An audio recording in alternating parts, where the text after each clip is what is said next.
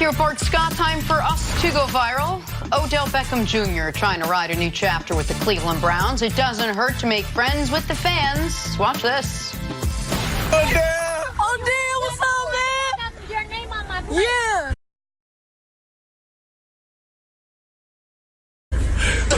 Hey, yo. Hey, he about to sign it? He about to sign it for real? Yo, can you sign it for us? Yeah. Yeah. You can sign it for us? Where is it? Odell! Yes, sir! Yes, Gary. Oh, yeah. Good looks. Oh, yeah. Good looks. That's awesome. That's cool. They see him in traffic. They get to pull up next to him so he sees it. That's really cool. He's a great politician, man. Listen, you want to have some good equity with the fans, man. That's a good thing. He's always been great with the fans, but you know what I'm saying? He knew what he was doing. Some would argue he left a bit of a bitter taste in the mouth of Giants fans, so it's really nice that he's coming to Cleveland. And What were Giants fans mad about? Yeah. What are they mad about? Not he every was great. Giants fan What, did he talk bad about Eli? All shucks with Lil Wayne? Like, he didn't do anything to the Giants fans. No, but some were rubbed a little bit the wrong way by some what? of his behavior. Oh, Okay, so I was a Giants fan. I didn't love all his antics. I love everything I'm seeing from Odell Yeah, now. Giants fans are upset. But he was great Dogs with the walking fans. up and down the street, pissing, doing number two. Okay. He raised his leg, they upset. What they upset? But you wouldn't like me to raise my leg in the middle of the show. If it did something for ratings, go ahead. You got fans on No, it. see, Let's I go. choose not to.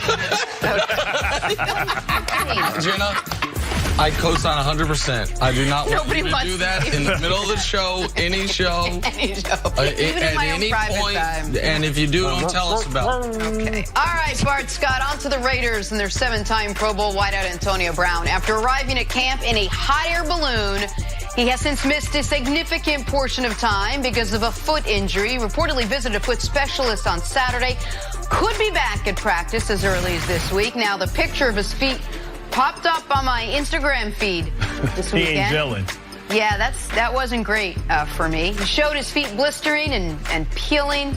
Seemed happy about it, too. Bart, what is the ceiling, though, for the Raiders if AB is healthy? Although I should first let you react to the feet because you're such a foot guy. I mean, he need to go put that plastic bag on there with that like The blue baby stuff, feet. that blue stuff they put on there, and let that stuff peel off. Man, he look like a python that's shedding skin. Okay.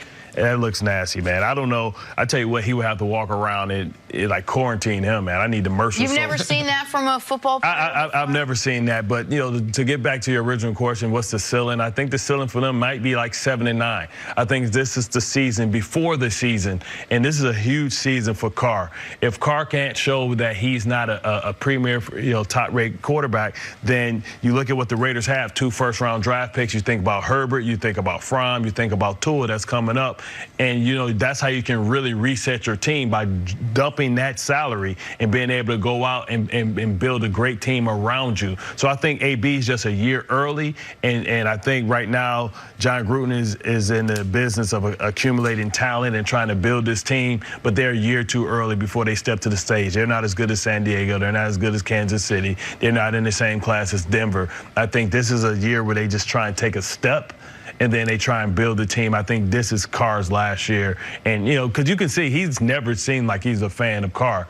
So I think this is a year where they're going to dump Carr, then they're going to go young and spend a bunch of money and build their team like the rest of the teams in the NFL are with young quarterbacks. It's a tough division. As you look between Kansas City and the Los Angeles Chargers, I do believe they can win close to 21, 22 to 24 games. Yeah. Like both of them could win 11, 12 games. I could see that happening. You mentioned Denver. I talked to John Elway, Von Miller and them this week at the Hall of Fame.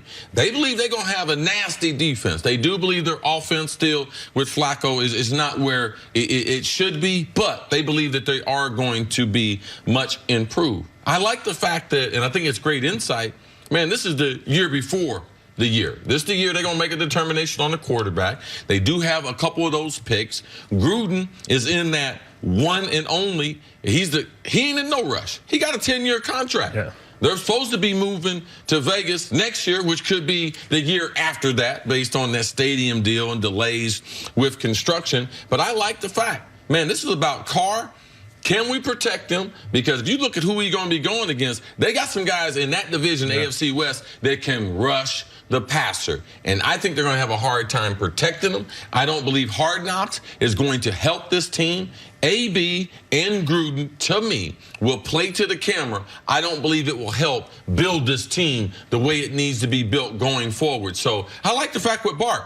I'm going to lean with Bart as far as, man, this is the year before the year. I said before you came on here, they'd have a hard, you said the ceiling. I said 8-8. Yeah. I'm glad you came out here with 7 and 9. You probably heard in the back. I arrived late.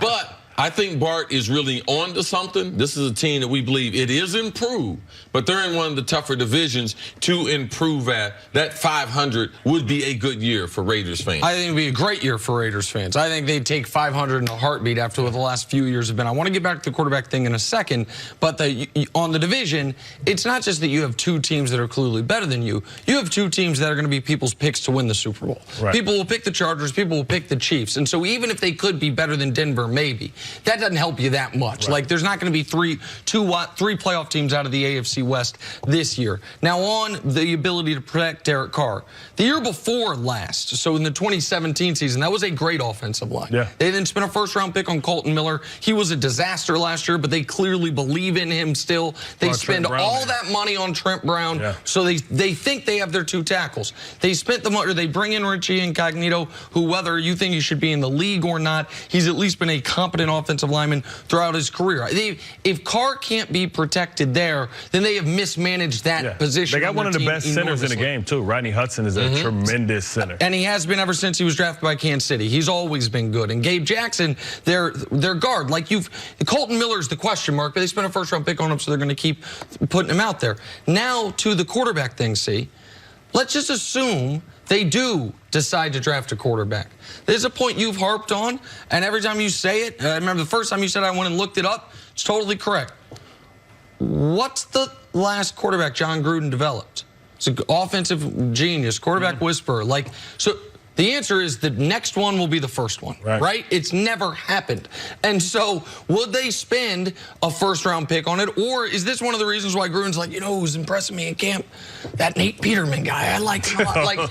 Because that's been more his style in his career, is take a guy with minimal talent, get the most out of him, and then who gets the credit in those scenarios? The genius coach. And so that, to me, is real questions for Oakland for this year and for moving forward. And that's not even talking about the defensive side of the ball. They felt they had so many concerns on defense. They brought in Vontaze Burfict, even though knowing Antonio Brown's already on their team, because they are just in the talent acquisition business. So they spent their first-round pick on the kid from Clemson, who I think is a really good defensive line. We'll see Colin Farrell, let's see what they can get out of him. But, yeah, I think 8-8 Raider fans would sign up for it this moment. Well, then, how much is Antonio Brown really revamping this offense, then, if we're all still thinking that that this is the season before the season? Well, he's giving you an opportunity to really evaluate what Carr is. He's giving you a weapon downfield, a guy that's proven that he can get 100 catches a year, and they gave him a running game behind that good offensive line, because I think they're going to have a much improved offensive line.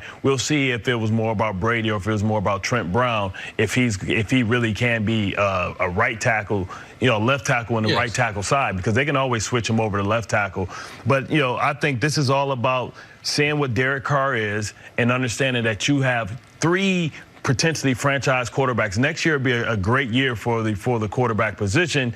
And I think that if you can dump that $25 million a year from Carr, that allows you to go out and build the team and build that defense, because you're not spending the high equity, because you're going to have a young rookie quarterback under contract for 5 years. Yeah, I'm not as high on their offensive line as you guys are. They got several problems on that offensive line. Number one is Trent Brown, that right tackle. He is not worth that type of money. Last year, New England protected him time after time after time. The Raiders went for that big deal. They're going to have problems at that right tackle, and then they're going to have problems wherever Richie Incognito is. He's been out of football for an extended period of time, was not a great player when he left. Great run blocker, though, what's his mental state?